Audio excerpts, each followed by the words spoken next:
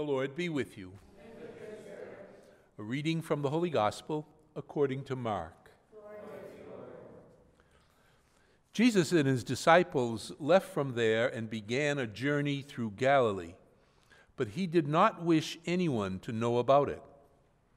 He was teaching his disciples and telling them, "The Son of Man is to be handed over to men, and they will kill him.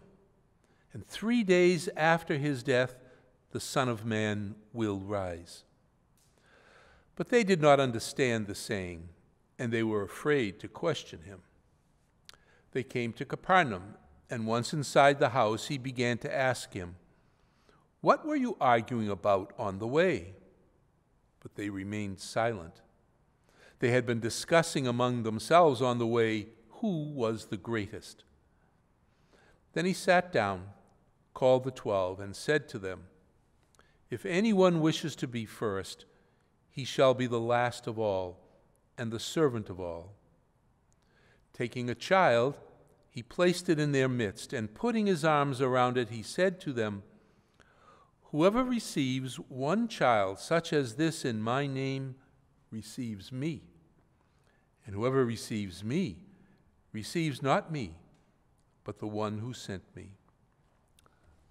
The Gospel of the Lord. Praise to you, Lord Jesus Christ. Today's Gospel opens with Jesus walking with his disciples in very intimate, personal conversation, just with them. He wants this time with them so that he can teach his disciples about his purpose and about his destiny. Now, his teaching is difficult to fathom. Many would be puzzled. Jesus is blunt. Although he is guided by the hand of God, he will be killed by human hands. Those who set their minds on human things will do away with the one who sets his mind by divine things. But his death will not be in vain. It will be transformed by resurrection. Well, although they hear his words, the disciples can't comprehend what he's saying. Their thinking is set on human things. Their thoughts are on avoiding suffering and pursuing status. Nothing can move these concerns from their minds. And since their focus is completely on themselves, they're naturally afraid for themselves. They're afraid to ask Jesus anything that might sniff of danger or take away from their dreams of glory. So, these disciples, his companions, responded to his teaching how? With silence. No questions, no sympathy for his faith. Perhaps they were just shaking their heads in hopes that he'd come to his senses when they finally get down to sit in the shade a little bit. Jesus' disciples loved him, but they didn't understand him. His way of thinking was just too different. And so, when words weren't enough, Jesus suggests another model. He places a child in their midst. Now, in the ancient world, we know that a child had no status at all, no standing. They were considered like property.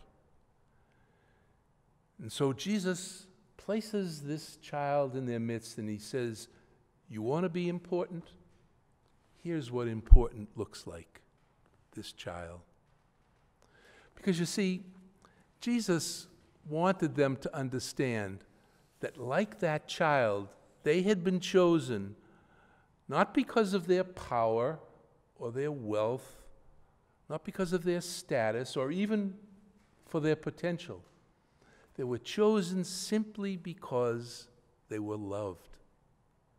Their mission was not to perform mighty works, but to receive the little ones, the needy, the forgotten, and the rejected. Their mission was to share the love they had been given so freely, because loving someone is the greatest service you can do them. Everything of lasting value flows from that, and nothing else is very valuable without it. The more people are loved, the less they need to compete and use violence to make their mark.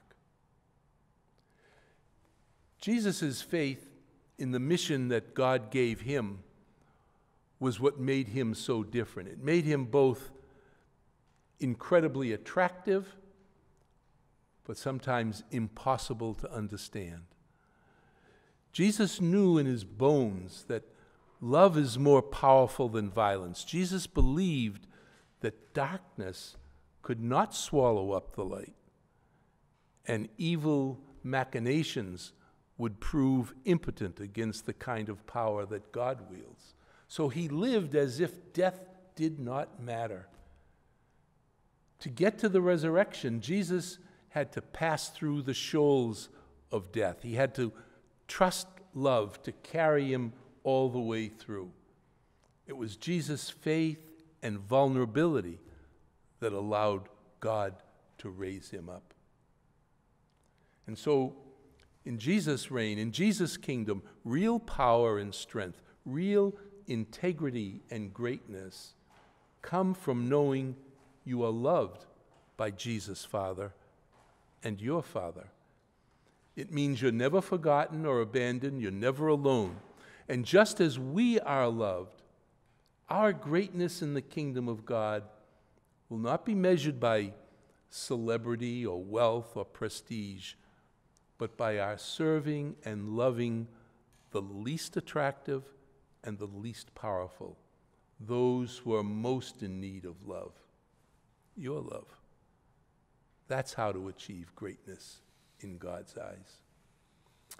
May the peace of Christ be with you always.